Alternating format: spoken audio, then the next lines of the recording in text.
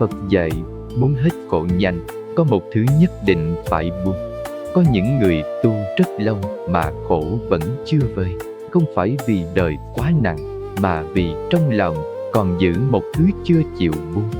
Họ tụng kinh, nghiền pháp, cố sắm tốt, cố nhẫn nhịn, cố gắng tỏ ra bình thản, nhưng chỉ cần một lời chạm vào tự ái, một chuyện không như ý, một ký ức cũ quay về, tất cả phiền não lại dậy lên như cũ.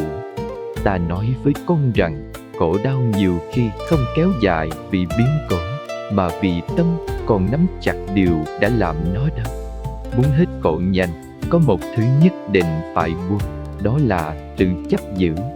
Còn chấp, còn khổ, còn nắng, còn đau, còn ôm mãi một điều không thuộc về hiện tại, lòng con sẽ không thể nhẹ. Người đời thường nghĩ thứ làm mình khổ là hoàn cảnh, là người kia đã nói gì, đã bỏ đi ra sao, đã đối xử tệ đến mức nào, là cuộc đời không công bằng, là số phận không dịu dàng. Nhưng nếu nhìn sâu, con sẽ thấy có những người cùng gặp một mất mát, một người chìm rất lâu, một người đau rồi dần bước qua. Khác biệt không hẳn nằm ở chuyện xảy ra, mà nằm ở chỗ trong tâm họ còn giữ điều gì.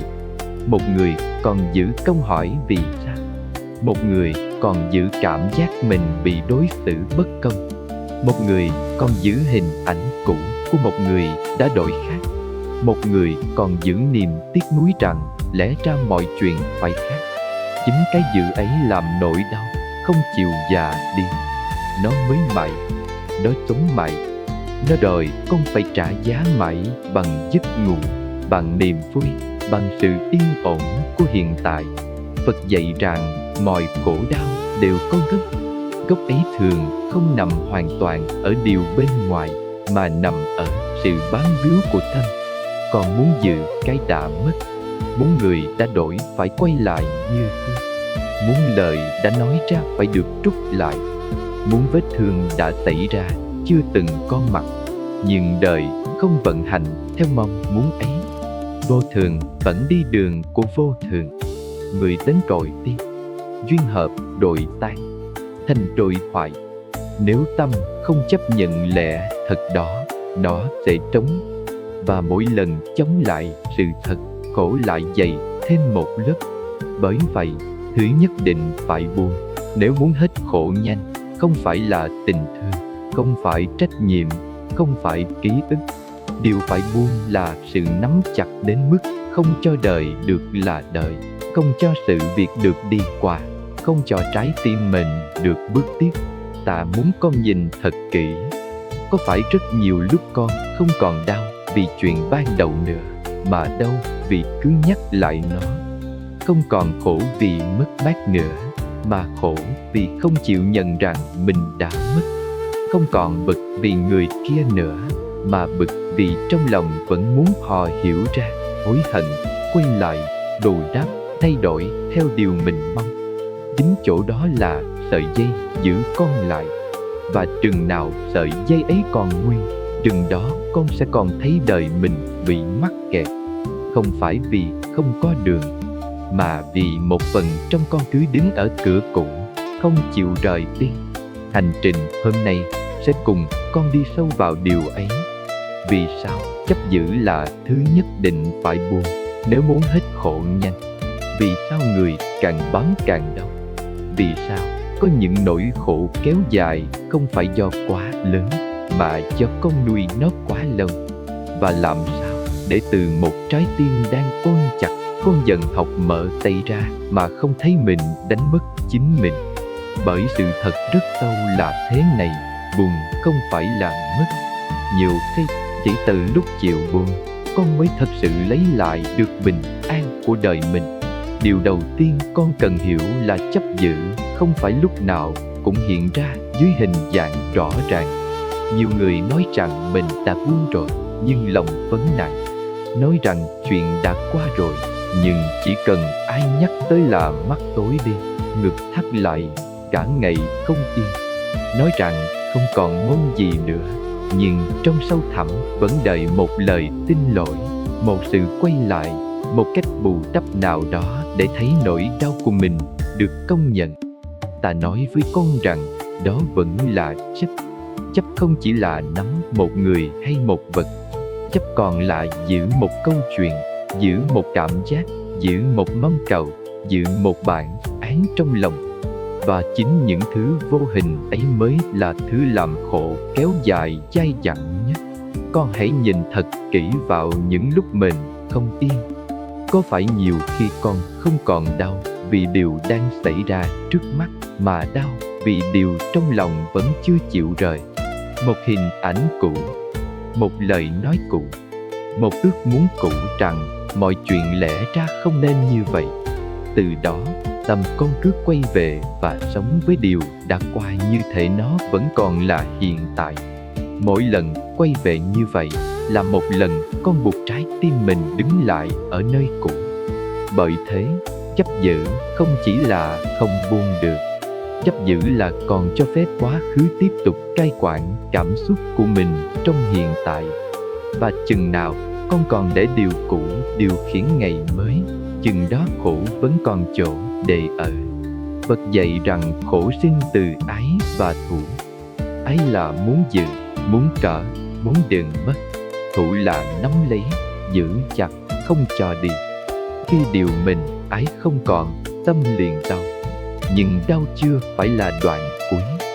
Cái làm khổ kéo dài chính là thủ, là chấp, là không chịu để điều đã qua thật sự đi qua.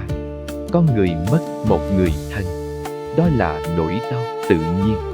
Nhưng sau đó, nếu ngày nào cũng sống trong câu hỏi vì sao, ngày nào cũng không chấp nhận sự thật rằng người ấy đã không còn, thì nỗi đau ấy sẽ hóa thành rằng vật kéo dài. Có người bị phản bội, đó là một vết cắt thật.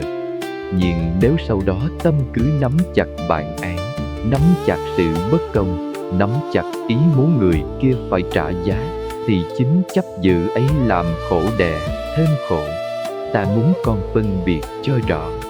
Thường không phải là chấp, nhớ không phải là chấp, đầu cũng chưa chắc là chấp. Chấp là khi con không cho phép điều gì đó được thay đổi, được rời đi, được không còn theo đúng ý mình nữa. Chấp là khi con muốn cuộc đời đứng yên ở một đoạn đã qua. Chấp là khi con đồng nhất bình an của mình với việc một điều gì đó phải vẫn còn, một người nào đó phải vẫn như cũ, một công bằng nào đó phải được trả lại đúng theo mong muốn của mình. Đây là lý do càng chấp càng mệt, vì con đang dùng một cái tâm hữu hạn để chống lại quy luật vô thường của cả cuộc đời. Cho nên, nếu muốn hết khổ nhanh, trước hết con phải thấy mình đang chấp ở đâu. Đừng nói vội rằng mình khổ vì người khác, vì hoàn cảnh, vì số phận. Hãy hỏi sâu hơn, trong chuyện này, mình đang giữ điều gì đến mức không cho lòng mình bước tiếp. Chỉ cần con thành thật với câu hỏi ấy, một cánh cửa đã mở rồi. Vì từ giây phút nhận ra thứ mình đang nắm, con mới có thể bắt đầu học cách mở tay. Và rất nhiều khi, khổ đau không cần thêm lời giải thích. Nó chỉ cần con ngừng nắm chặt thêm nữa. Một trong những chỗ chấp giữ mạnh nhất mà con người thường không nhận ra, đó là chấp vào việc mọi chuyện phải diễn ra đúng như điều mình mong. Khi đời đi khác, tâm lập tức nổi sóng. Khi người khác không cư xử như ý mình, lòng lập tức bất bình. Khi kết quả không đến như mình chờ đợi, nỗi khổ liền lớn lên rất nhanh.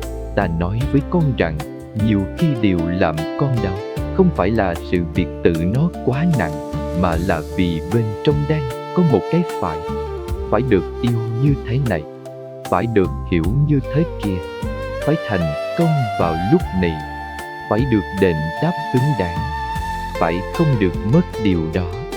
Dính chữ phải ấy là một sợi dây rất căng, càng giữ, tâm càng mệt, càng bám, khổ càng nhanh lớn. Con hãy nhìn thật sâu vào đời sống hàng ngày.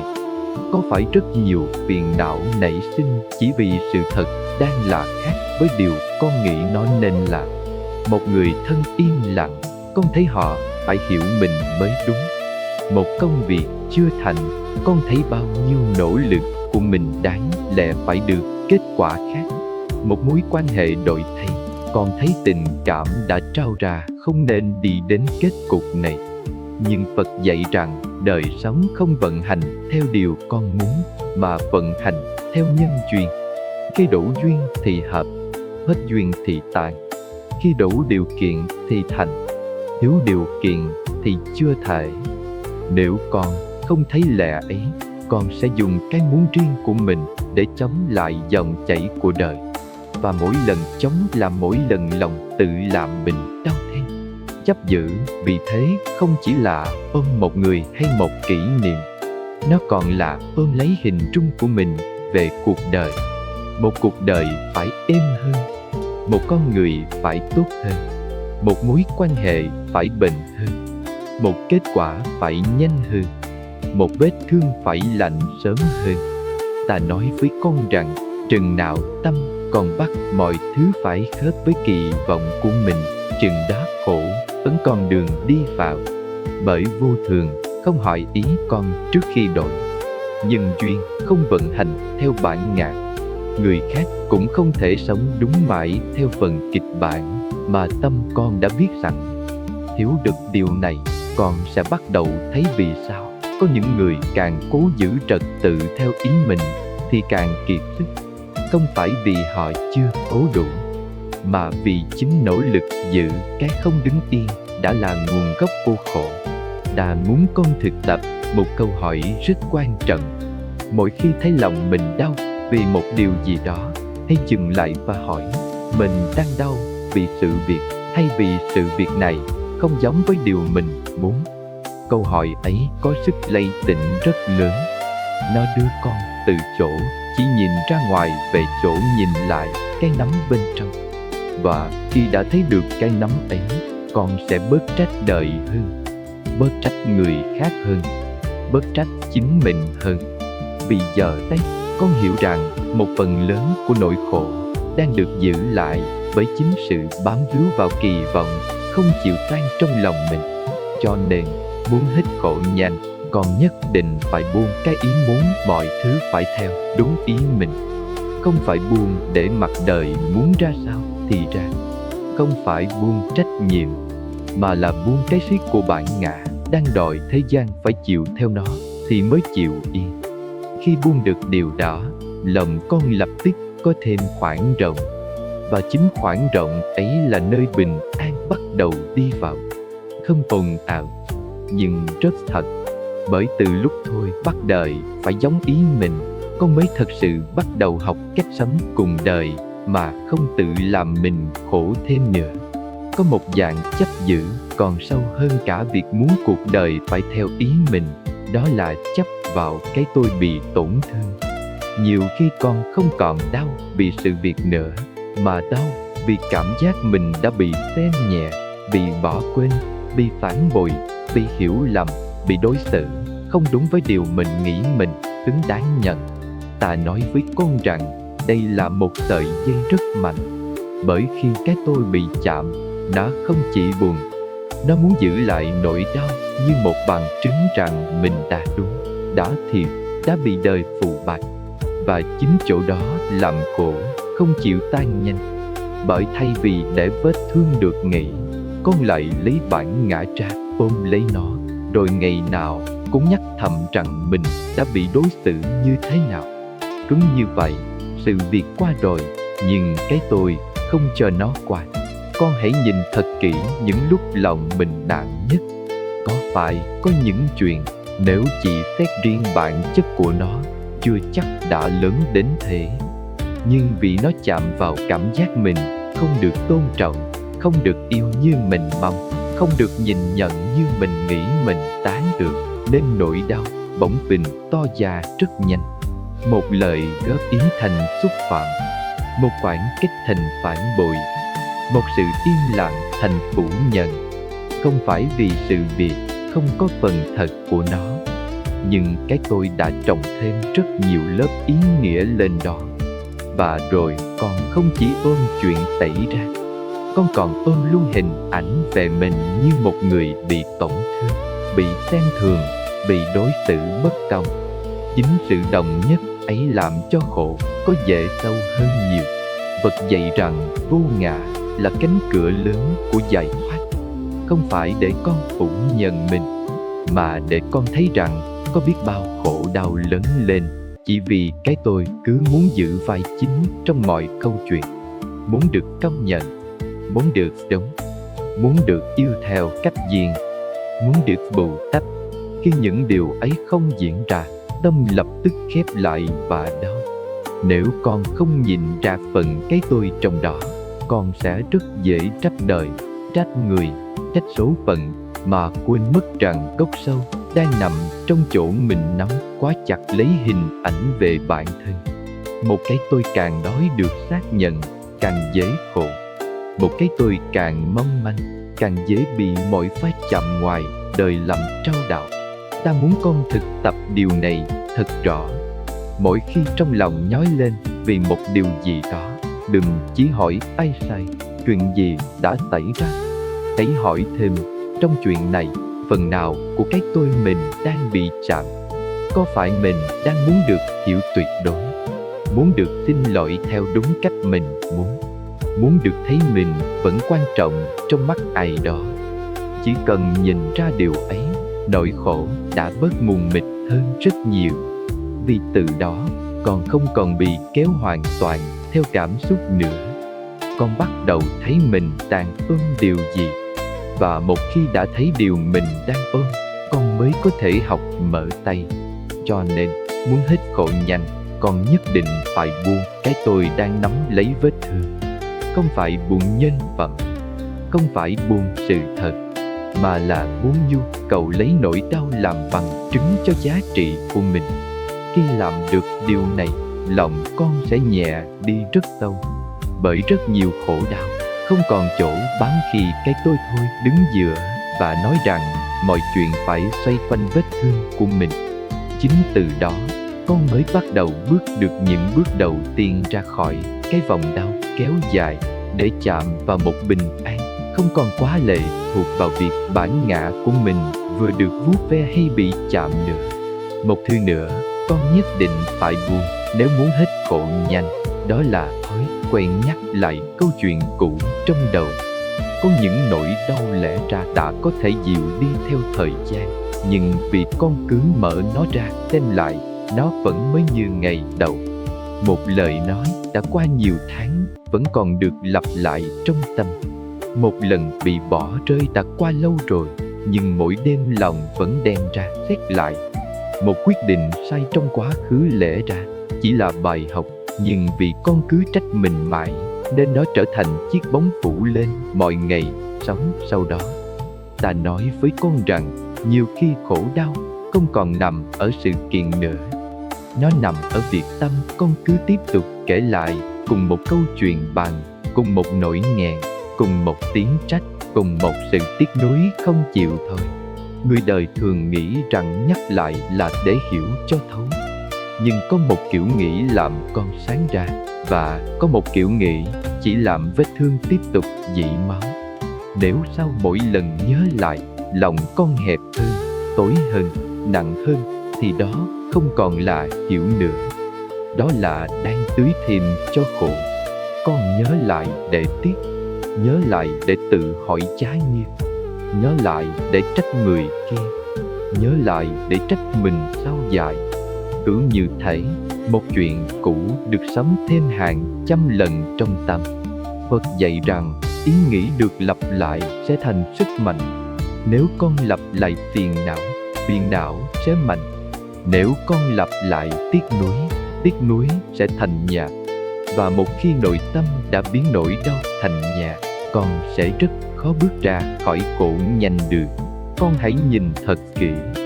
Có phải rất nhiều lúc điều làm con mệt không phải là cuộc sống hôm nay, mà là một cuộc đối thoại cũ vẫn đang tiếp tục diễn ra trong đầu.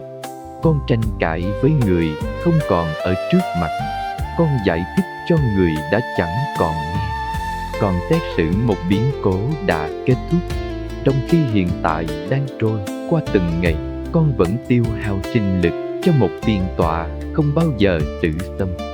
Đây chính là một dạng chấp rất sâu. Chấp vào câu chuyện của mình, chấp vào việc mình phải được nhìn nhận đúng trong câu chuyện ấy, chấp vào mong muốn có một kết thúc khác với điều đã xảy ra. Nếu không buồn nó, khổ không thể nhanh tàn, vì chính con đang giữ nó sống tiếp. Ta muốn con thực tập một điều rất rõ.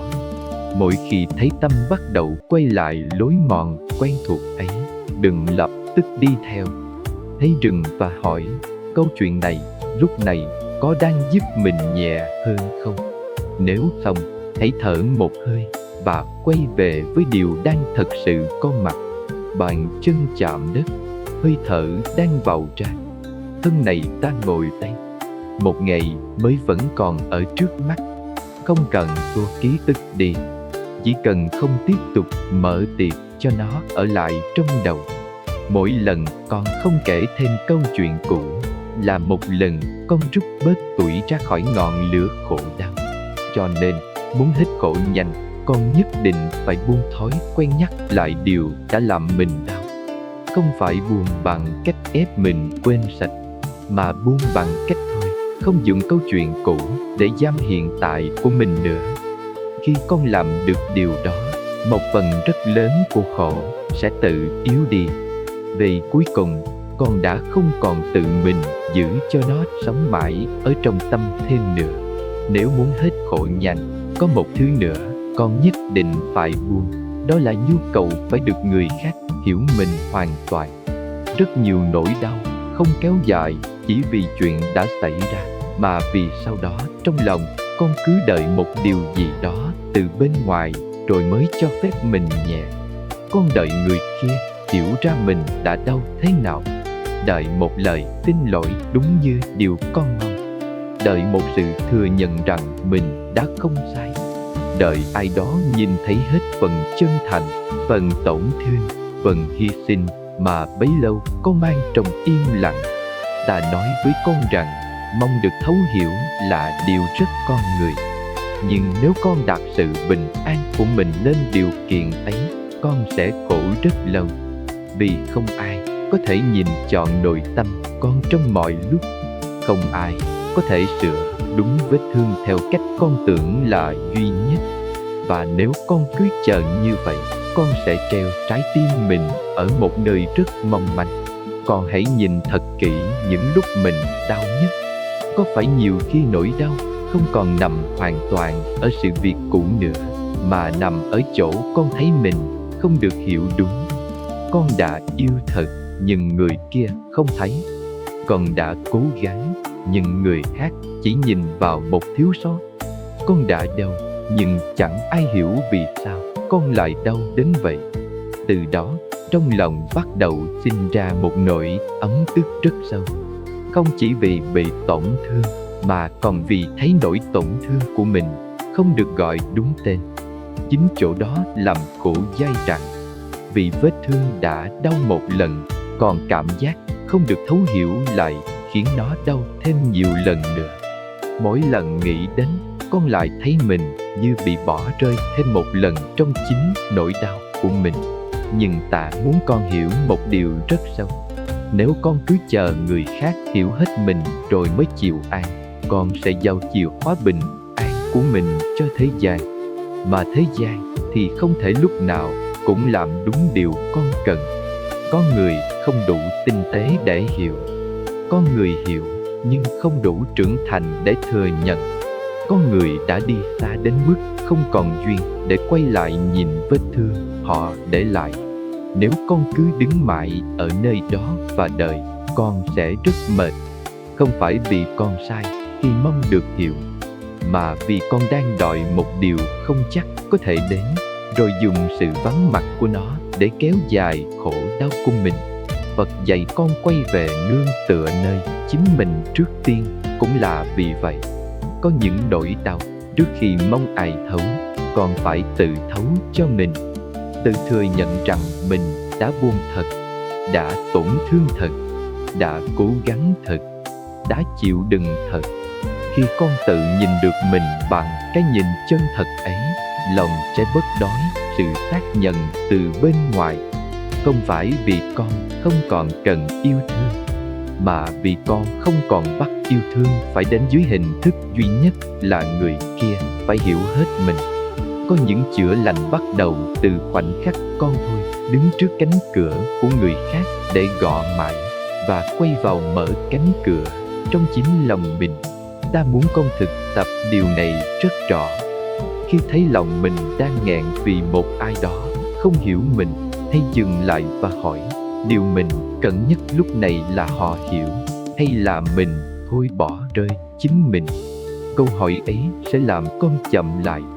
Vì nhiều khi điều cứu con ra khỏi khổ không phải là một lời giải thích từ người khác, mà là một sự ôm lấy rất lặng từ chính nội tâm mình. Con có thể ngồi xuống, thở chậm và nói với lòng rằng mình biết mình đã đau, mình biết mình đã thật lòng, mình biết chuyện này đã làm mình tổn thương sâu. Chỉ cần nói được như vậy thôi, một phần rất cứng trong lòng đã bắt đầu mềm ra rồi. Cho nên, nếu muốn hết khổ nhanh, con nhất định phải buông cái chấp rằng người khác phải hiểu mình trọn vẹn, thì lòng mình mới được nhẹ. Không phải vì sự thấu hiểu không quý, nó rất quý. Nhưng nếu không có nó mà con vẫn không cho phép mình sống tiếp, thì con đang tự khóa mình vào một chờ đợi không bờ. Khi buông được điều này, con sẽ thấy một tự do rất lớn. Đó là tự do của người, không còn để sự mù mờ của người khác quyết định toàn bộ khí hậu nội tâm của mình nữa. Và chính từ nơi ấy, bình an mới bắt đầu có đường đi vào nhanh hơn, sâu hơn, thật hơn. Nếu muốn hết khổ nhanh, con nhất định phải buông thói quen đòi cuộc đời phải công bằng theo đúng cách con mong. Đây là một chấp rất sâu, và rất nhiều người không nhận ra mình đang khổ vì nó. Con nghĩ rằng mình sống tốt thì phải được đối xử tốt. Con chân thành thì phải được trân trọng. Con cố gắng thì phải được kết quả xứng đáng. Con hy sinh thì phải được đáp lại. Nhưng ta nói với con rằng đời vận hành theo nhân duyên rất rộng, không đi theo cảm giác hợp lý của bản ngã. Có những lúc con treo điệu lành mà quả chưa đến ngay. Có những lúc con làm hết lòng mà người nhận vẫn không đủ sâu để hiểu. Có những lúc con đi đúng mà vẫn phải qua đoạn rất gập ghềnh. Nếu con không thấy được điều đó, lòng sẽ dễ sinh ra một tiếng nói rất dai dẳng. Tại sao lại làm mình? Tại sao đời lại đối với mình như thế? Tại sao mình đã cố mà vẫn nhận về như vậy? Chính tiếng nói ấy là mảnh đất của khổ đau kéo dài. Con hãy nhìn thật kỹ. Có phải rất nhiều khi điều làm con đau không chỉ là mất mát, mà là cảm giác mình không đáng phải chịu điều đó.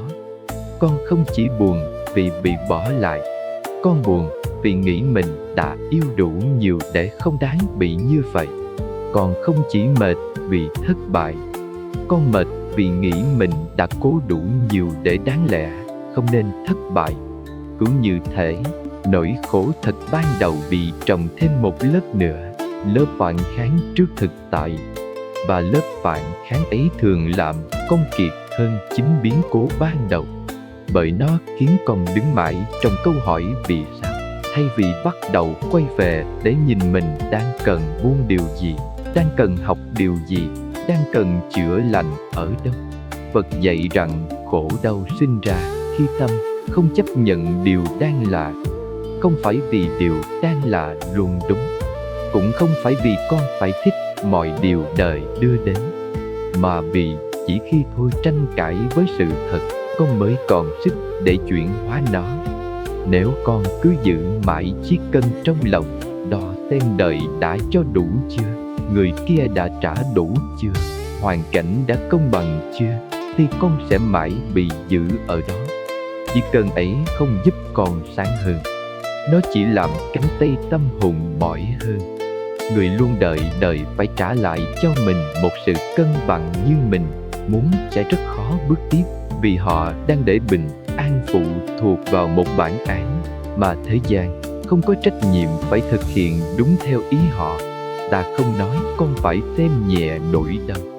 Ta chỉ muốn con thấy rằng có những điều nếu cứ chờ công bằng hoàn hảo rồi mới chịu buông, con sẽ không bao giờ buông được. Có những người sẽ không hiểu họ đã làm con đau thế nào. Có những chuyện sẽ không được sửa lại. Có những đoạn đời sẽ không bao giờ cho con một lời giải thích trọn vẹn. Nếu cứ chờ, con chỉ càng thao thêm. Vì vậy, con đường nhanh hơn để hết khổ không phải là đòi đời sửa hết, mà là buông cái chấp rằng đời phải trả lời đúng theo điều con mong. Khi buông được điều đó, lòng con bớt căng, bớt hỏi, bớt trống. Và chính trong khoảng bớt ấy, bình an bắt đầu có mặt. Cho nên, nếu muốn hết khổ nhanh, con phải buông chiếc cân đang đặt trong lòng. Buông nhu cầu mọi thứ phải công bằng theo cách mình nghĩ. Buông mong muốn phải được bù lại đủ mới chịu yên. Không phải vì con yếu, không phải vì con sai, mà vì con hiểu rằng giữ mãi chiếc cân ấy chỉ làm tay mình run, mắt mình mờ, đường mình hẹp. Khi đặt nó xuống, con không mất đi phẩm giá.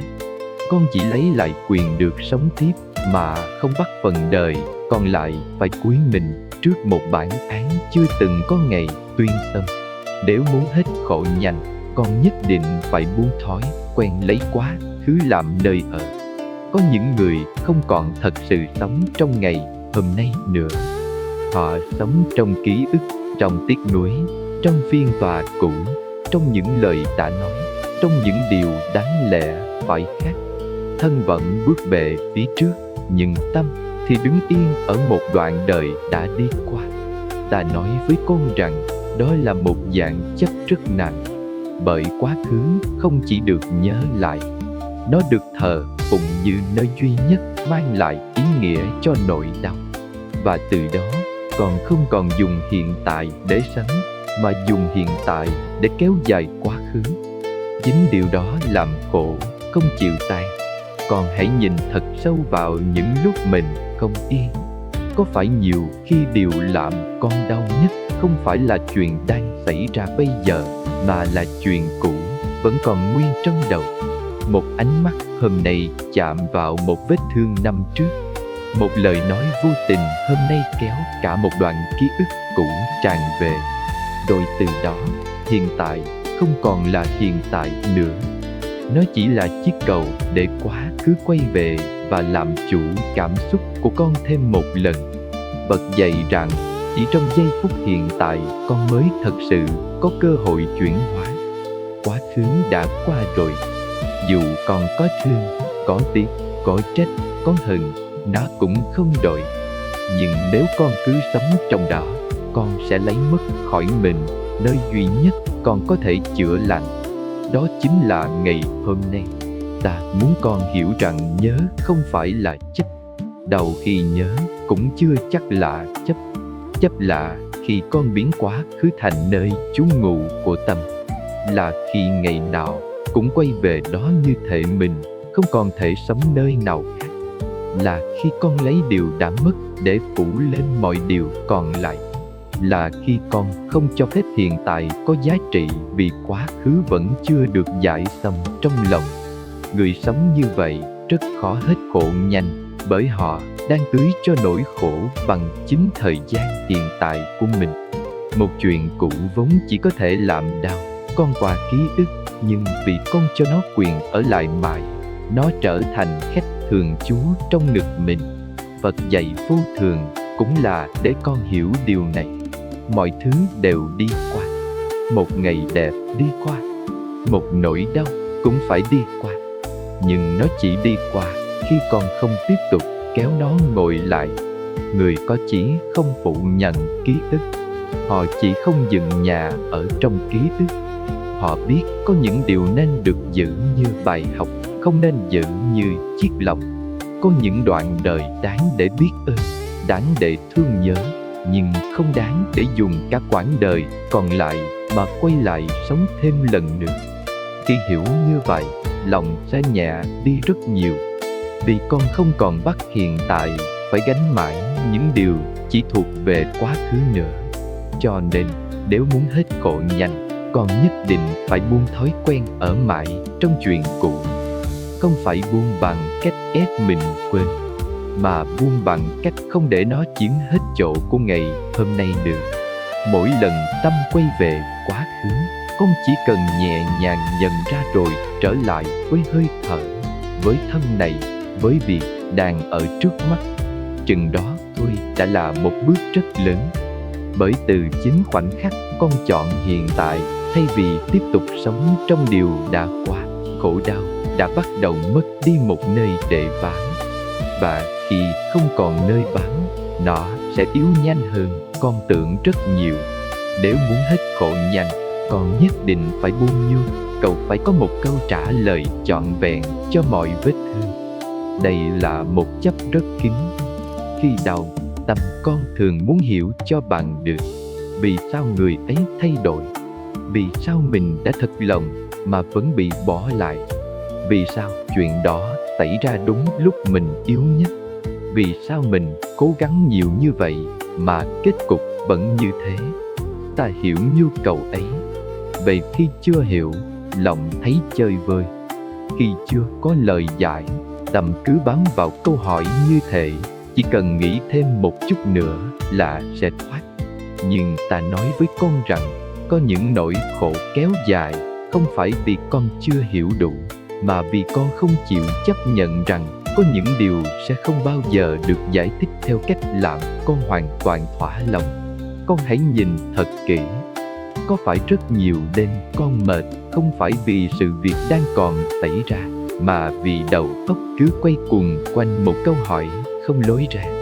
Con lật đi lật lại cùng một chuyện, tự đặt ra thêm giả thuyết, tự tranh cãi thêm với người không còn ở trước mặt, tự đào lại từng chi tiết cũ như thể phải tìm ra cho được chỗ nào đã sai.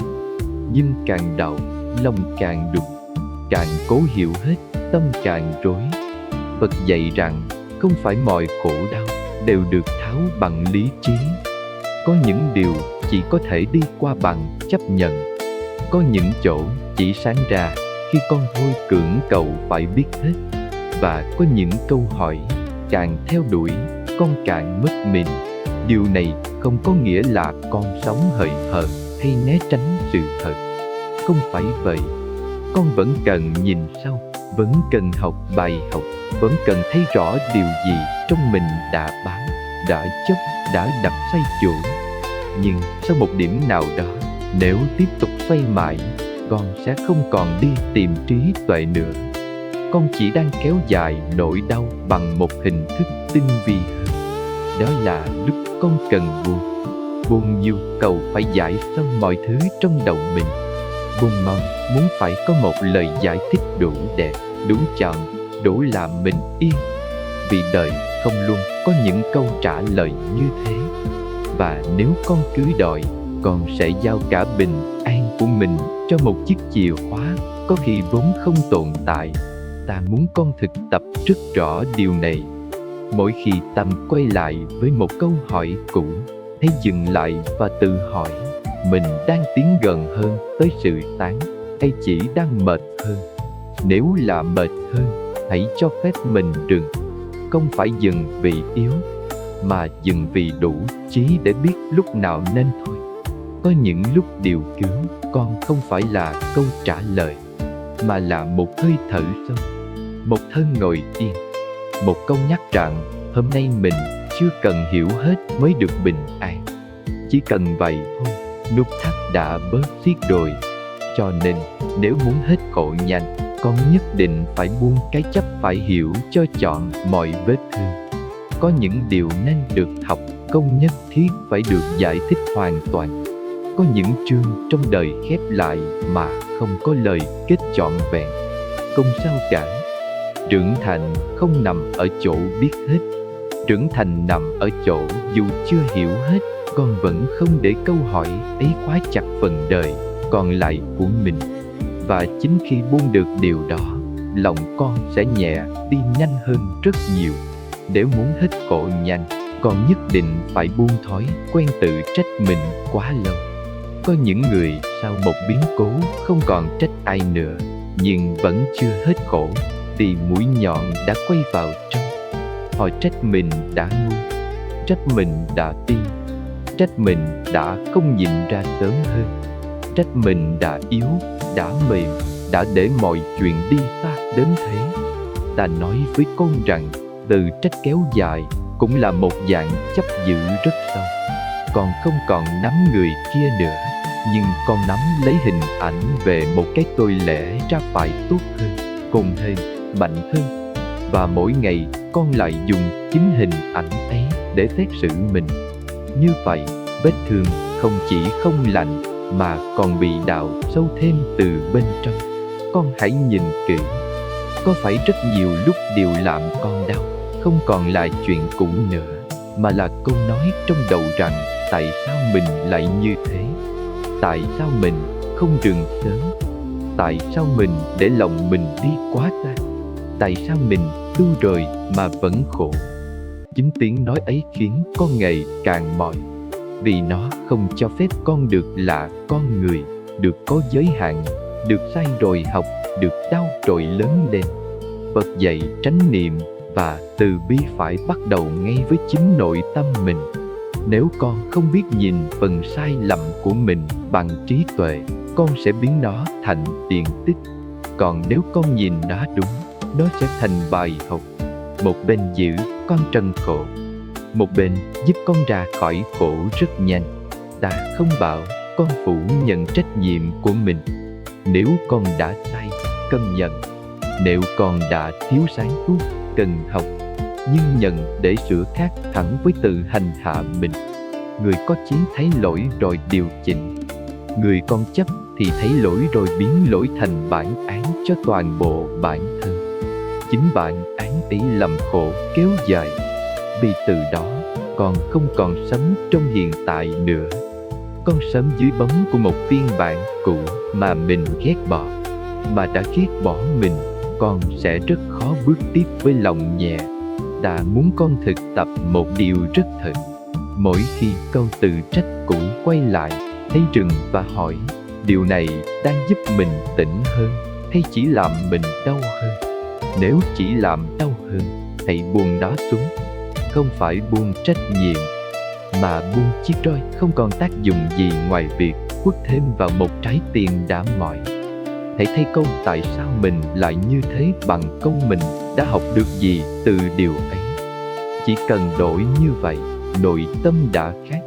Vì giờ đây, con không còn đứng ở vị trí của người kết án mình, mà ở vị trí của người đang trưởng thành. Cho nên, nếu muốn hết khổ nhanh, con nhất định phải buông sự tự trách không còn cần thiết nữa.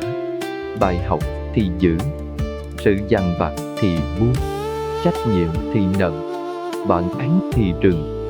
Khi con làm được điều đó, một phần khổ rất lớn sẽ rời đi. Vì cuối cùng, con đã thôi đứng về phía bóng tối để chống lại chính mình, và bắt đầu đứng về phía ánh sáng để đỡ mình dậy. Nếu muốn hết khổ nhanh, con nhất định phải buông nhu cầu giữ lại hình ảnh cũ về người, về đời và cả về chính mình. Đây là một chấp rất sâu mà nhiều người không nhận ra. Còn không chỉ đau vì điều gì đã mất, mà còn đau vì tâm vẫn muốn mọi thứ quay lại như trước. Muốn một người vẫn dịu dàng như ngày đầu. Muốn một mối quan hệ vẫn ở nguyên hình dạng cũ. Muốn mình vẫn là phiên bản hồn nhiên, tin nhiều, chưa từng bị thương như trước đây. Ta nói với con rằng, dính chỗ không chịu cho sự đổi thay được là thật mới làm khổ kéo dài. Vì vô thường đã đi rồi, nhưng lòng con vẫn đứng lại, cố gọi mãi một hình bóng không còn nữa. Càng gọi, càng mỏi, càng giữ, càng đau. Con hãy nhìn thật kỹ. Có phải nhiều lúc điều làm con nghẹn không phải chỉ là người kia thay đổi, mà là con không chấp nhận rằng họ đã khác. Có kỳ cái đau lớn nhất không nằm ở một sự ra đi, mà ở chỗ con vẫn sống với hình ảnh về một phiên bản cũ của họ, rồi dùng hình ảnh ấy để so với thực tại hôm nay. Từ đó, mọi điều đều thành hụt hẫng, mọi lời nói đều thành khoảng cách, mọi hy vọng đều thành vết cắt. không phải vì hiện tại tự nó tàn nhẫn hơn, mà vì con đang bắt hiện tại phải giống một điều nó không còn là nữa. Đây là chấp, và chừng nào còn chấp, khổ sẽ rất khó tàn nhanh. Phật dạy rằng mọi pháp đều biến chuyển, không điều gì đứng yên cho vừa lòng một cái tôi đang muốn nắm giữ. Người nào thấy được điều đó sẽ bớt khổ hơn người cố giữ. Không phải vì họ không biết thương, mà vì họ thương bằng cái thấy rộng hơn. Họ biết có những đoạn đời đẹp, nhưng không phải vì đẹp mà sẽ còn mãi. Có những người từng là nhân duyên quý, nhưng không phải vì quý mà sẽ ở đúng một vị trí trong tim mình suốt đời. Có những phiên bản của chính mình từng rất thân thuộc, nhưng khi đời đi qua những bài học khác, con cũng phải đổi thay. Nếu không cho phép sự đổi thay ấy, con sẽ sống cả đời trong tiếc nuối. Còn nếu học cách chấp nhận, lòng sẽ bớt đằng té rất nhiều. Ta muốn con thực tập điều này trong những lúc mình đang mắc kẹt với hình ảnh cũ. Thấy hỏi thật nhẹ, mình đang đau vì sự thật hay vì sự thật đã không còn giống với điều mình nhớ. Câu hỏi ấy sẽ mở ra rất nhiều. Nó giúp con thấy mình đang giữ gì, đang tiếc gì, đang gọi điều gì quay lại. Và một khi thấy được điều ấy, con mới có thể học cách buông. Không phải bằng lạnh lùng, mà bằng trưởng thành. Trưởng thành là biết cảm ơn điều đã từng đẹp, nhưng không bắt nó phải ở mãi. Biết thương một người, nhưng không bắt họ phải mãi là phiên bản mình yêu nhất. Biết trân trọng mình của ngày xưa, nhưng không bắt hôm nay phải quay ngược lại để làm vừa lòng nổi tiếc. Cho nên, nếu muốn hết khổ nhanh, con nhất định phải buông hình bóng cũ đang bị tâm giữ quá chặt.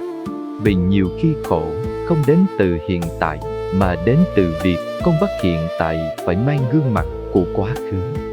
Khi buông được điều đó, lòng con sẽ nhẹ đi rất nhanh.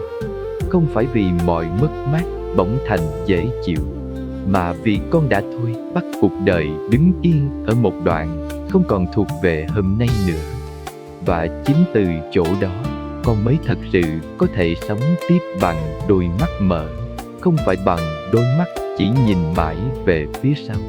Nếu muốn hết khổ nhanh, con nhất định phải buông nhu cầu phải giữ mọi thứ trong tầm kiểm soát. Đây là một chấp rất mệt, rất kiểm và rất phổ biến. Khi đời bắt đầu đi lệch khỏi điều con dự tính, lòng liền rối. Khi một người không phản ứng như con chờ, tâm liền bất an. Thì tương lai chưa rõ, đầu óc liền dựng lên đủ thứ lo sợ. Ta nói với con rằng, càng muốn nắm hết, con càng khổ nhanh. Vì cuộc đời vốn không nằm trọn trong tay ai. Người khác có nhân duyên của họ, hoàn cảnh có dòng chảy của nó. Ngày mai có vô số điều con không thể chuẩn bị hết. Nếu con cứ lấy việc phải kiểm soát được mọi thứ làm điều kiện để bình an, thì con đang đặt bình an của mình lên một nền rất mong manh. Con hãy nhìn thật kỹ. Có phải rất nhiều nỗi khổ không sinh từ mất mát thật, mà sinh từ cảm giác mình không nắm được điều gì nữa. Không biết người kia sẽ nghĩ sao, không biết chuyện này sẽ đi về đâu, không biết kết quả sẽ tốt hay xấu, không biết điều mình đang cố giữ có ở lại nổi không. Từ cái không biết ấy, cái tôi bắt đầu hoảng. Nó muốn dự đoán, muốn tính hết, muốn giữ chặt, muốn sắp đặt để đỡ bất an. Nhưng chính sự tiếc ấy lại làm khổ thêm. Vì càng muốn bảo đảm tuyệt đối, con càng dễ thất vọng trước một đời vốn không bao giờ tuyệt đối cả. Đây là lý do nhiều người làm rất nhiều mà vẫn không yên. Không phải vì họ chưa đủ cố gắng, mà vì họ đang muốn dùng cố gắng để ép đời phải chắc chắn theo ý họ. Phật dạy con làm hết lòng với phần thuộc về mình, rồi buông phần không thuộc về mình. Đây là trí tuệ rất lớn. Không phải buông xuôi, không phải mặc kệ, mà là phân biệt cho rõ đâu là việc mình có thể chăm, đâu là phần phải để cho nhân duyên tự vận hành. con có thể sống tử tế, có thể cố gắng, có thể chuẩn bị, có thể nói lời cần nói, có thể giữ ranh giới. Nhưng con không thể ép lòng người, ép thời gian, ép nhân quả phải trổ theo đúng nhịp của bản ngã mình. Nếu không thấy điều này, con sẽ rất mệt. Mệt vì ơn những phần không thuộc về sức mình. Mệt vì cứ mãi canh giữ điều không đứng yên. Mệt vì cứ tưởng còn chưa yên là do mình chưa giữ đủ chặt.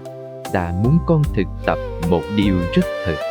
Mỗi khi thấy lòng mình đang căng vì một chuyện, hãy dừng lại và hỏi, điều gì trong chuyện này thật sự nằm trong tay mình? Chỉ cần làm rõ điều đó, tâm sẽ nhẹ đi rất nhiều. Nếu là phần của mình, con làm bằng chánh niệm. Nếu không phải phần của mình, con học cách mở tay. Có thể phần của con chỉ là nói một câu thật, ngày tốn đúc, chuẩn bị vừa đủ, chữa một điều sai. Còn lại, con để đời làm phần của đời. Khi phân biệt được như vậy, lòng sẽ bớt rối, vì con không còn phải mang cả bầu trời lên vai nữa. Cho nên, nếu muốn hết khổ nhanh, con nhất định phải buông cái chấp phải kiểm soát mọi thứ. Không phải vì con yếu, mà vì con đủ sáng để biết điều gì nên giữ, điều gì nên thả. Khi buông được điều ấy, tâm sẽ có khoảng rộng rất lớn. Và chính khoảng rộng đó là nơi bình an đi vào nhanh nhất. Bởi từ lúc thôi siết đời vào ý mình, con mới thật sự cho lòng mình được thở. Nếu muốn hết khổ nhanh, con nhất định phải buông thói quen động nhất mình với cảm xúc đang đi qua. Đây là một chấp rất tinh vi. Khi buồn, con nghĩ mình là một người chỉ toàn buồn. Khi lo, con nghĩ mình là một người bất an. Khi thất vọng, con nghĩ cả cuộc đời mình đang đi vào ngõ tối. Ta nói với con rằng, chính sự đồng nhất ấy làm khổ kéo dài. Bởi một cảm xúc vốn chỉ là một làn sóng đi qua, nhưng khi con nhận nó là mình, con đã dựng cho nó một ngôi nhà rất kiên cố trong tâm. Từ đó, nỗi buồn không còn chỉ là nỗi buồn, nó trở thành căn cứ. Lo âu không còn chỉ là trạng thái, nó trở thành tên gọi của con người con. Và khi đã gọi tên mình bằng những thứ tối như vậy, làm sao con nhẹ được nhanh? Con hãy nhìn thật kỹ. Có những ngày lòng con rất mỏi, nhưng thật ra đó chỉ là một ngày. Có những giai đoạn tâm con nhiều mây, nhưng đó chỉ là một giai đoạn. Có những lúc đầu con đầy suy nghĩ, nhưng đó không phải toàn bộ bầu trời nội tâm của con. Phật dạy rằng mọi pháp đều vô thường, kể cả cảm xúc. Một cơn giận đến rồi đi, một nỗi sợ đến rồi đi, một làn buồn cũng đến rồi đi. Điều làm con khổ không hẳn là vì chúng đến, mà vì con nắm chúng lại và gọi đó là mình. Khi đã nắm như thế, con không còn nhìn cảm xúc như khách qua đường nữa. Con mời nó vào làm chủ nhà. Và một khi đã trao chìa khóa như vậy, cổ sẽ không thể nhanh tay. Ta muốn con tập nhìn cảm xúc như nhìn mây qua bầu trời. Mây có thể dày, có thể đen, có thể kéo cả chiều xuống thấp. Nhưng bầu trời không vì thế mà trở thành mây. Tranh con cũng vậy. Hôm nay có thể nhiều sợ hãi, nhiều tiếc nuối, nhiều trao đảo. Nhưng nơi sâu nhất của con không phải chỉ có chừng ấy. Còn có cái biết đang nhìn thấy tất cả. Còn có hơi thở đang đi vào đi ra. Còn có một phần sáng chưa từng thật sự mất. Khi con nhớ được điều đó, cổ sẽ bớt quyền lực ngay. Không phải vì nó biến mất tức thì, mà vì con đã thôi trao cho nó địa vị là chân lý cuối cùng về chính mình. Thực tập này rất đơn giản, nhưng rất sâu. Thay vì nói con là người bất an, hãy đổi thành lúc này trong con đang có bất an. Thay vì nói con là người khổ, hãy đổi thành lúc này trong con đang có khổ. Chỉ cần đổi cách gọi như thế, cả nội tâm đã khác. Con không còn đắm đinh mình vào bóng tối. Con đang nhìn một hiện tượng đang có mặt. Mà điều gì là hiện tượng thì có thể thay đổi, có thể được ôn, có thể được chuyển hóa. Đây là cánh cửa rất lớn của tự do. Bởi từ đây con không còn sống như người bị cảm xúc kéo lên nữa. Con bắt đầu sống như người biết cảm xúc đang tới, nhưng không phải quỳ xuống làm nô lệ cho nó. Cho nên, nếu muốn hết khổ nhằn, con nhất định phải buông cái chấp rằng mình chính là nỗi buồn, nỗi sợ hay vết thương đang đi qua trong hiện tại. Buông điều ấy không làm con xa lạ với chính mình. Ngược lại, nó trả con về gần hơn với phần sâu nhất, phần sáng nhất trong mình. Và khi đã về được tới đó, mọi cơn khổ, dù còn mạnh đến đâu, cũng không còn giữ con quá lâu như trước nữa. Nếu muốn hết khổ nhằn, con nhất định phải buông nhu cầu phải thắng trong lòng mình. Đây là một chấp rất kín, vì nhiều người không nghĩ rằng nó là nguồn gốc của khổ. Nhưng ta nói với con rằng, có biết bao phiền não kéo dài chỉ vì con không chịu thua trong một cuộc tranh cãi đã kết thúc từ lâu. Con muốn chứng minh rằng mình đúng, muốn người kia sai, muốn trong lòng vẫn giữ được phần thắng về đạo lý, về cảm xúc, về câu chuyện cũ. Chính vì thế, con cứ nhắc lại, thét lại, tranh luận thầm trong đầu, rồi dựng lên những lời đáp trả lẽ ra mình nên nói. Cứ như vậy, tâm không nghĩ. Không phải vì chuyện chưa xong ở ngoài đời, mà vì trong lòng con vẫn chưa chịu hạ vũ khí. Con hãy nhìn kỹ những lúc mình khổ dai dẳng. Có phải nhiều khi con không còn buồn đơn thuần nữa, mà đang cố giữ phần đúng của mình thật chặt? Con muốn người kia nhìn nhận rằng họ đã sai, muốn họ biết mình đã chịu nhiều đến đâu, muốn câu chuyện phải khép lại với kết luận rằng mình là người bị tổn thương nhiều hơn, chân thành hơn, xứng đáng hơn. Ta không nói những điều ấy hoàn toàn không có phần thật.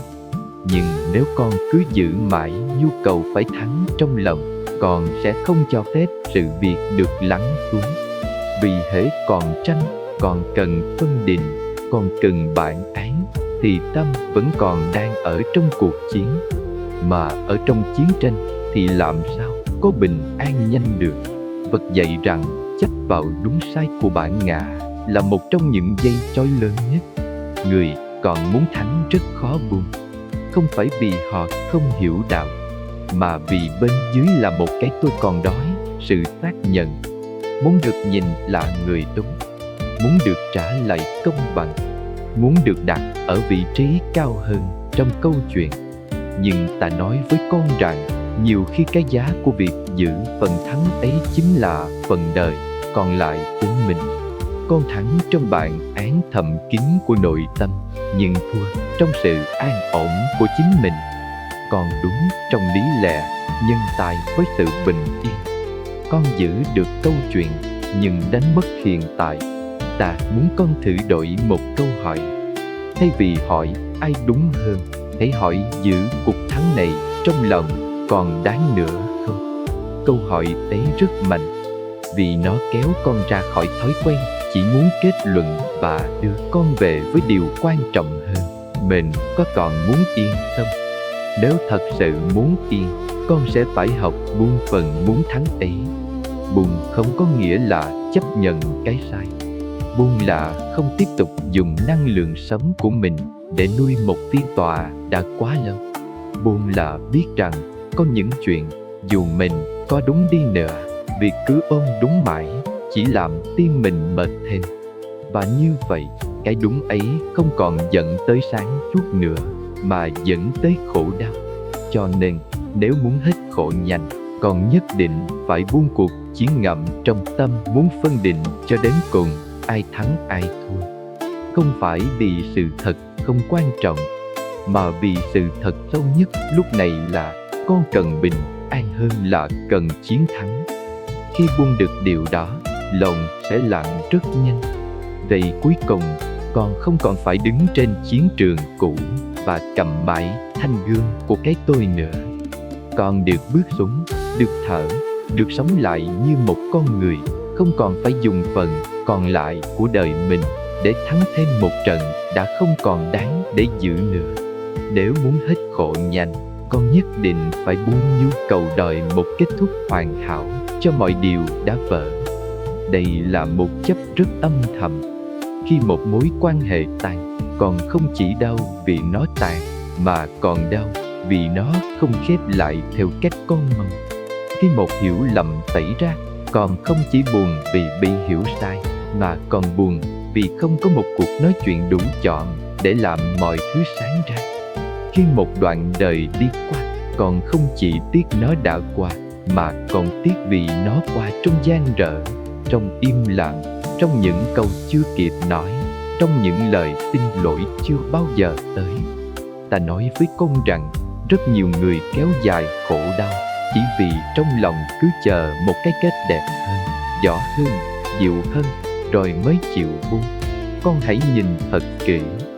Có phải có những chuyện con đã đi xa khỏi nó rồi, nhưng chỉ cần nhớ lại là lòng vẫn nói, không hẳn vì nỗi đau ban đầu, mà vì mọi thứ đã dừng lại quá đột ngột, quá lạnh, quá không giống với điều con nghĩ nó nên kết thúc. Tâm con cứ muốn quay lại để sửa phần cuối, muốn có thêm một cuộc gặp, một lời giải thích, một lần nói hết, một cơ hội để mọi thứ kết lại đúng trật tự mà lòng mình cần. Nhưng Phật dạy rằng đời không phải lúc nào cũng trao cho con một đoạn kết gọn gàng. Có những duyên đến rất đẹp rồi đi rất lặng. Có những bài học sâu mà không có lời tổng kết. Có những người bước khỏi đời con mà không để lại câu trả lời nào đủ làm con thỏa mãn. Nếu con không chấp nhận được điều đó, con sẽ mắc kẹt rất lâu ở cánh cửa cuối cùng của một đoạn đời đã khép. Ta muốn con hiểu một điều sâu hơn. Cái kết không hoàn hảo không phải lúc nào cũng là thất bại. Nhiều khi nó chỉ là hình dạng thật của vô thường. Đời không nợ con một sự tròn trịa theo đúng thẩm mỹ của trái tim. Đời chỉ vận hành theo nhân duyên. Khi duyên hết, có khi nó rời đi rất lặng, để lại một khoảng trống mà lý trí không lấp được. Nếu con cứ chấp vào mong muốn phải có đoạn kết đẹp hơn, con sẽ lấy phần hiện tại ra trả thêm cho một điều vốn đã tâm. Mỗi lần nghĩ lại, còn không chỉ đau vì điều đã mất, con còn đau vì cái kết ấy không chịu đẹp như mình muốn. Và chính chỗ đó giữ khổ lại. Ta muốn con thực tập điều này thật rõ. Mỗi khi trong lòng lại dấy lên ý muốn phải có thêm một lời giải thích, một cuộc đối thoại, một sự khép lại đẹp hơn, hãy dừng lại và hỏi, nếu đời không cho mình điều đó, mình có còn chọn sống tiếp không? Câu hỏi ấy rất lớn, vì nó kéo con ra khỏi vị trí của người mãi đứng đợi ở chương cuối, để trở về làm người đang còn cả một phần đời phía trước. Có những đoạn đời chỉ thật sự khép lại khi con tự khép nó bằng chánh niệm, chứ không phải khi người khác quay lại làm điều ấy hộ con. Và đó là một trưởng thành rất sâu, tự cho lòng mình một dấu chấm hết lành hơn, ngay cả khi đời không viết nó theo cách con mong. Cho nên, nếu muốn hết khổ nhanh, con nhất định phải buông cái chấp rằng mọi thứ phải kết thúc thật đẹp, thật đủ, thật công bằng thì lòng mới yên. Không phải buông vì bất lực, mà buông vì hiểu rằng đôi khi sự khép lại sâu nhất không đến từ bên ngoài.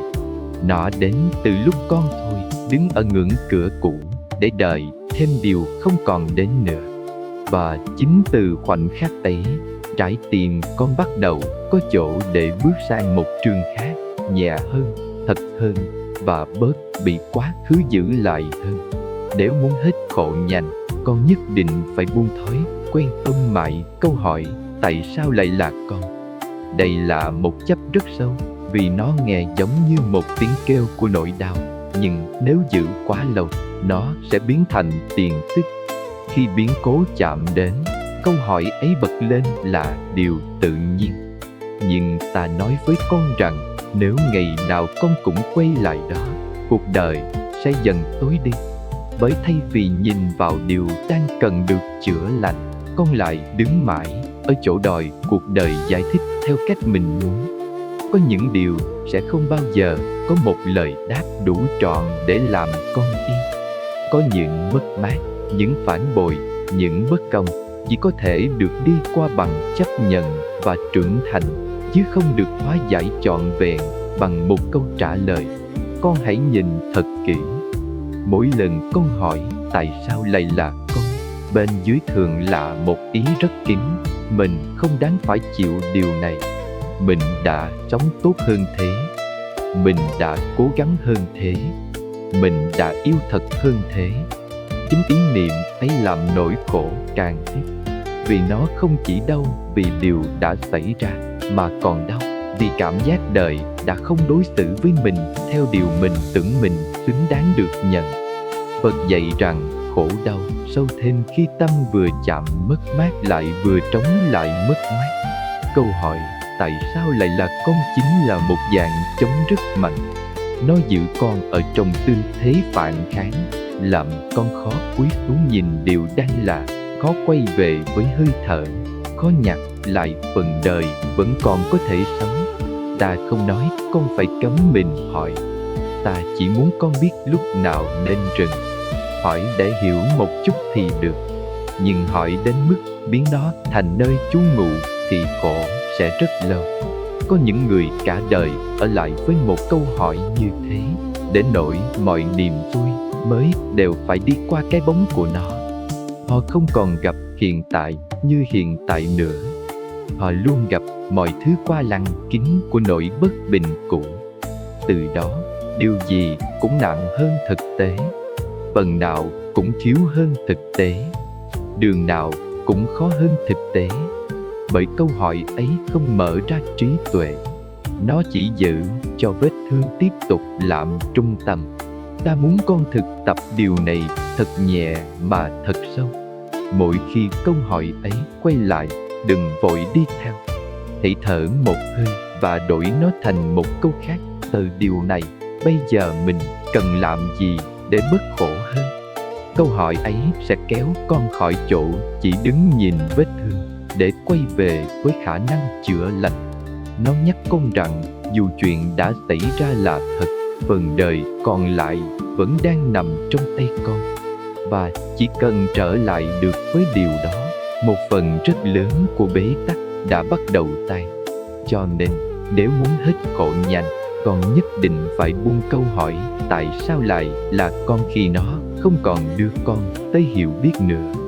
Buông không phải là phủ nhận nỗi đau, buông là thôi, không lấy câu hỏi ấy làm nơi ở của tâm. Khi con làm được điều đó, lòng sẽ bớt cay, bớt trống, bớt mệt, và từ đó con mới có thể thật sự bước vào con đường chữa lành, thay vì cứ đứng mãi trước cánh cửa của bất bình. Nếu muốn hết khổ nhanh, con nhất định phải buông ý nghĩ rằng buông bỏ là đánh mất. Đây là chỗ rất nhiều người bị kẹt. Họ biết mình đang khổ vì còn nắm, nhưng vẫn không dám mở tay, vì trong lòng có một nỗi sợ rất sâu. Nếu buông điều này ra, mình sẽ chẳng còn gì nữa. Nếu thôi giữ người ấy, ký ức ấy, nỗi đau ấy, câu chuyện ấy, thì phần nào của mình sẽ trống rỗng. Ta nói với con rằng, chính nỗi sợ đó làm con tiếp tục ôm thứ đang làm mình đau. Con thà chịu nặng còn hơn đối diện với khoảng trống sau khi đặt xuống. Nhưng sự thật rất sâu là thế này, nhiều khi điều làm con khổ không phải vì con thiếu, mà vì tay con đang ôm quá nhiều thứ không còn thuộc về mình nữa. Và chỉ khi buông, con mới thấy hóa ra mình không mất đi sự sống, con chỉ mất đi gánh nặng. Con hãy nhìn thật kỹ. Có phải nhiều lúc con không còn giữ một người vì còn chuyên lành, mà vì sợ mất cảm giác quen thuộc? Không còn giữ một nỗi buồn vì nó còn cần thiết, mà vì nếu không còn nỗi buồn ấy, con không biết phải sống sao với khoảng trống mở ra. Có người giữ mãi một mối quan hệ đã hết sức sống chỉ vì sợ cô đơn. Có người giữ mãi một bản án với quá khứ chỉ vì sợ nếu không còn câu chuyện ấy thì mình chẳng biết bám vào đâu để giải thích cho sự nặng nề trong lòng. Ta nói với con rằng đó không phải là yêu, đó không phải là trung thành, đó là sợ trống. Và vì sợ trống, con chọn tiếp tục ôm lấy điều làm mình khổ. Bật dậy về buông xả, không phải để con thành người vô cảm. Buông xả là trả mọi thứ về đúng chỗ của nó. Điều gì đã qua thì để nó qua. Điều gì không còn thuộc hiện tại thì đừng bắt hiện tại phải cõng tiếp. Điều gì chỉ còn làm tiên con dỉ máu thì đừng gọi nó là nơi nương. Khi làm được như vậy, khoảng trống chắc chắn sẽ xuất hiện. Nhưng con đừng sợ. Khoảng trống đó không phải là vực thẳm, nó là chỗ để bình an bước vào. Đó là khoảng đất mà lâu nay bị chiếm hết bởi những điều cũ. Nếu không có khoảng trống ấy, làm sao điều mới đi vào được? Làm sao hơi thở sâu hơn đi vào được? Làm sao lòng nhẹ hơn có chỗ ở? Ta muốn con thực tập một điều rất thật. Mỗi khi sợ buông, hãy hỏi mình, điều mình đang giữ này còn nuôi mình hay chỉ còn làm mình mệt? Nếu chỉ còn làm mệt thì nỗi sợ mất nó thật ra không phải dấu hiệu của tình nghĩa sâu. Nó chỉ là dấu hiệu của thói quen bám víu. Chỉ cần con thành thật với điều đó, tay sẽ bớt siết lại. Và khi tay bớt siết, tâm cũng bớt đau. Vì đau lớn nhất nhiều khi không phải là do buông. Đau lớn nhất là cứ cố giữ một điều đã hết duyên ở lại trong tim. Cho nên, nếu muốn hết khổ nhanh, con nhất định phải buông nỗi sợ rằng buông là mất. Không, có những thứ buông ra mới thật sự giữ được mình. Có những điều đặt xuống rồi, con mới lấy lại được hơi thở. Có những câu chuyện khép lại rồi, đời mới mở ra lại được. Và đến lúc ấy, con sẽ hiểu một điều rất diệu. Buông không làm con trống rỗng. Buông chỉ trả con về nhẹ hơn với chính mình mà thôi. Nếu muốn hết khổ nhanh, con nhất định phải buông ý muốn mang mọi thứ một mình. Đây cũng là một dạng chấp rất sâu. Có những người không chỉ giữ nỗi đau mà còn giữ luôn vai trò phải tự gánh, tự chịu, tự nuốt vào trong, không cho ai thấy mình yếu, không cho ai biết mình đang mỏi. Ta nói với con rằng cái chấp làm mình phải luôn mạnh ấy cũng là nguồn gốc của khổ kéo dài. Vì khi lòng đã nặng mà còn không cho phép mình tựa vào một hơi thở, một quãng lành, một lời chia sẻ đúng chỗ, một sự nâng đỡ lành, thì khác nào con đang buộc đôi tay nhỏ bé của mình ôm cả tảng đá rồi than rằng sao mình không bước nổi. Con hãy nhìn thật kỹ. Có phải nhiều lúc thứ làm con kịp không chỉ là chuyện đã xảy ra, mà là việc con cứ gồng lên như thể mình phải xử lý mọi cảm xúc thật nhanh, phải hiểu hết, phải vượt qua đẹp đẽ, phải không làm phiền ai. Chính cái phải ấy giữ khổ lại rất lâu. Vật không dậy con sống như một hòn đá. Vật dậy con quay về nương tựa nơi tránh niệm, nơi tăng thân, nơi điều lành, nơi một đời sống có tỉnh thức. Nương tựa không phải là yếu. Nương tựa là biết mình có giới hạn và không dùng tự ái để chống lại giới hạn ấy. Người biết tựa đúng chỗ sẽ đi xa hơn người cứ cố một mình mãi. Có những nỗi khổ tan nhanh hơn, không phải vì chúng nhỏ, mà vì người ta chịu ngồi xuống, chịu thở, chịu khóc nếu cần, chịu nói với một người đủ lành rằng lòng mình đang mệt, chịu nhận rằng hôm nay mình chưa ổn. Đó không phải là buông xuôi, đó là buông cái chấp phải luôn tự mình gồng hết. Khi con buông được điều đó, nội tâm có chỗ mềm, mà nơi nào có mềm, nơi đó có chữa lành. Ngược lại, nơi nào thứ cứng, thứ gồng, cứ khăng khăng rằng mình phải tự vượt cho thật nhanh, nơi đó khổ thường nằm lại rất lâu. Ta muốn con thực tập một điều rất đơn giản. Khi thấy lòng mình quá đầy, đừng hỏi nghi làm sao để mạnh hơn. Hãy hỏi lúc này mình có thể nương vào điều gì lành hơn. Một hơi thở, một khoảng đi bộ chậm, một lời kinh, một người biết lắng nghe mà không khuấy thêm, một giấc ngủ đủ, một buổi ngồi yên không phải chứng minh gì với ai. Chỉ cần con chịu nương như vậy, gánh nặng sẽ bớt đi rất nhiều. Không phải vì vấn đề biến mất ngay, mà vì con đã thôi bắt trái tim mình phải tự chịu đựng theo cách đau đớn nhất nữa. Cho nên, nếu muốn hết khổ nhanh, con nhất định phải buông cái chấp rằng mình phải mang mọi thứ một mình. Buông điều đó không làm con nhỏ đi, nó làm con thật tươi. Và đôi khi, chính từ khoảnh khắc con chịu tựa vào điều đúng, khổ đau bắt đầu rời đi nhanh hơn bất cứ lời lý luận nào. Bởi con không còn chiến đấu một mình với nó nữa. Con đã bắt đầu đi qua nó bằng trí tuệ và sự mềm đúng lúc. Khi con đã đi đến đây, con sẽ bắt đầu thấy rất rõ điều mà ta muốn nhắc từ đầu. Thứ nhất định phải buông. Nếu muốn hết khổ nhanh, không nằm ở bên ngoài mà nằm ngay trong tay nắm của tâm. Không phải buông người trước, không phải buông hoàn cảnh trước, không phải buông ký ức theo kiểu ép mình quên sạch.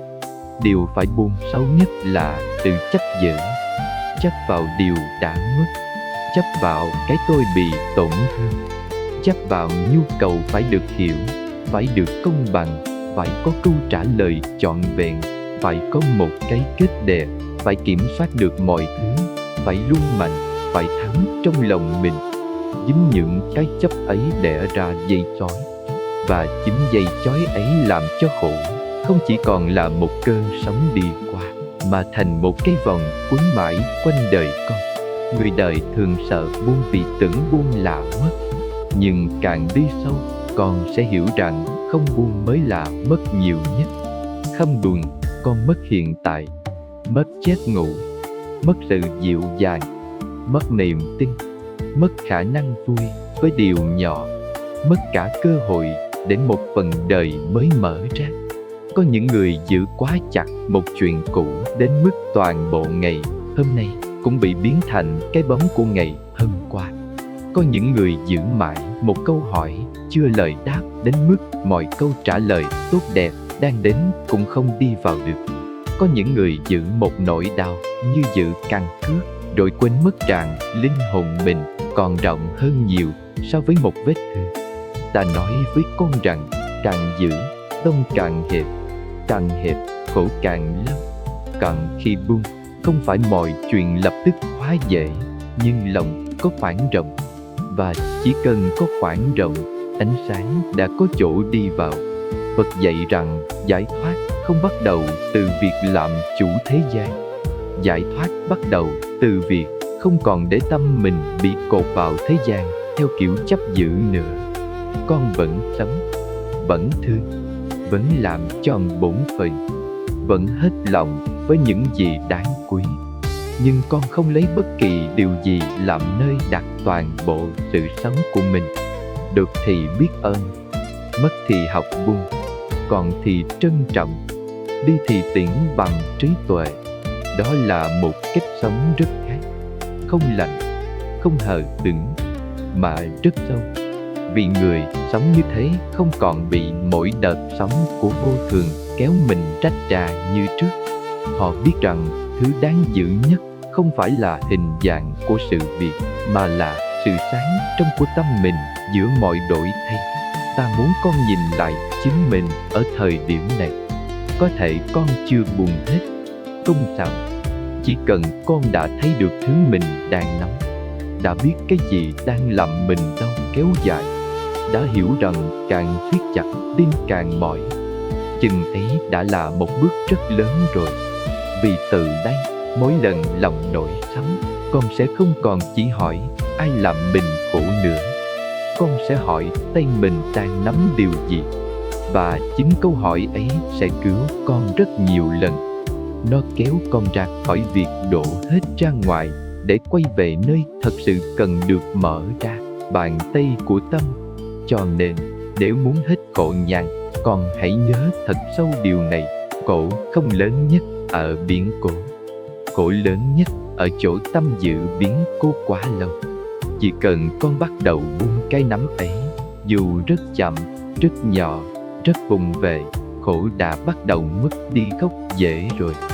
Và khi gốc rễ yếu đi, bình an sẽ đến không phải như thứ được ban cho, mà như điều vốn dĩ đã luôn chờ ngay phía sau bàn tay đang siết chặt của con. Sau tất cả, điều ta muốn con giữ lại không phải là một mẹo để quên khổ, mà là một cái thấy rất rõ. Nếu muốn hết khổ nhanh, có một thứ nhất định phải buông, đó là sự chấp giữ trong tâm. Không phải chính biến cố làm con đau mãi, không phải hoàn cảnh tự nó kéo dài nỗi khổ mãi. Điều kéo dài khổ chính là phần tâm không chịu để điều đã qua được qua, điều đã mất được mất, người đã đổi được đổi, và chính mình được bước sang một đoạn khác của đời. Chừng nào tay trong tâm còn nắm, chừng đó tim còn đau. Chừng nào lòng còn giữ bản án, còn giữ câu hỏi vì sao, còn giữ nhu cầu phải được hiểu, phải được công bằng, phải có kết thúc đẹp, phải thắng trong im lặng, thì chừng đó khổ vẫn còn đường để ở lại. Phật dạy rằng mọi khổ đau đều có gốc từ tham ái và chấp thủ, tức là từ chỗ muốn giữ, muốn sở hữu, muốn buộc thế gian phải đứng yên theo ý mình. Ngươi càng bám vào điều gì, khi điều ấy đổi thay, tâm càng chết mệnh. Ngươi càng lấy một người, một kết quả, một hình ảnh, một lời giải thích, một sự tác nhận làm nơi đặt bình an, càng dễ đánh mất bình an khi những thứ ấy không còn như trước. Bởi vậy, buông không phải là mất. Buông là ngừng lấy thứ vô thường làm cột trụ tuyệt đối cho đời mình. Buông là trả lại cho thế gian quyền được vô thường, để tâm mình thôi chiến đấu vô ích với những gì vốn không thể giữ mãi. Và chính từ chỗ thôi chiến đấu đó, bình an mới bắt đầu quay về rất nhanh. Hãy nhớ lại tất cả những điều ta đã chỉ cho con. Con phải buông việc bắt mọi thứ theo ý mình, buông cái tôi đang nắm lấy vết thương, buông thói quen nhắc lại câu chuyện cũ, buông nhu cầu phải được người khác hiểu hoàn toàn, buông chiếc cơn đòi đời phải công bằng theo đúng mẫu con mong, buông việc ở mãi trong quá khứ, buông đòi hỏi phải có câu trả lời trọn vẹn cho mọi mất mát, buông sự tự trách kéo dài, buông hình bóng cũ về người, về đời, về chính mình, buông nhu cầu kiểm soát, buông việc đồng nhất mình với cảm xúc, buông cuộc chiến phải thắng trong lòng, buông đòi hỏi một cái kết hoàn hảo, buông câu hỏi tại sao lại là con, buông nỗi sợ rằng buông là mất, buông cái chấp phải tự gánh mọi thứ một mình. Tất cả những cái buông ấy, nhìn cho sâu, đều quay về một gốc buông trách. Một cuộc đời đáng sống không phải là cuộc đời chưa từng đau, đó là cuộc đời trong đó. Sau những lần đau, con học được cách mở tay ra. Không mở tay vì bất lực mà vì hiểu, không mở tay vì lạnh lùng mà vì thương chính mình đủ, để không tiếp tục tự siết tim mình thêm nữa. Người biết buông không phải là người vô tình. Họ vẫn yêu, vẫn nhớ, vẫn trân trọng, vẫn làm thích lòng. Nhưng họ không còn biến tình thương thành dây chói, không biến ký ức thành nhà tù, không biến vết thương thành căn cước, không biến một đoạn đường tối thành toàn bộ ý nghĩa của cuộc đời. Nhờ vậy, họ đau mà không chìm quá lâu, mất mà không gãy mãi, đi qua vô thường mà vẫn giữ được tâm sáng. Ta chỉ mong con nhớ một điều cuối cùng: mỗi khi lòng lại nặng, đừng vội hỏi ai làm con khổ. Hãy hỏi tâm mình đang nắm điều gì. Mỗi khi thấy khổ kéo dài, đừng chỉ nhìn ra ngoài. Hãy nhìn vào bàn tay bên trong đang siết cái gì chưa chịu buông. Chỉ cần con thành thật với câu hỏi ấy, con sẽ thấy đường. Có thể không ngay lập tức hết đau, nhưng con sẽ biết mình phải mở tay ở đâu. Và một khi bắt đầu mở, khổ sẽ yếu đi nhanh hơn con tưởng. Bởi rất nhiều nỗi khổ không cần thêm lời giải, nó chỉ cần con thôi giữ thêm nữa. Cho nên nếu muốn hết khổ nhanh, con nhất định phải buông chấp. đó không chỉ là một lời dạy, đó là chiếc chìa khóa. Khi còn buông được, lòng sẽ rộng. Khi lòng rộng, cổ không còn chỗ chèn kín. Khi khổ không còn chèn kín, bình an sẽ hiện ra.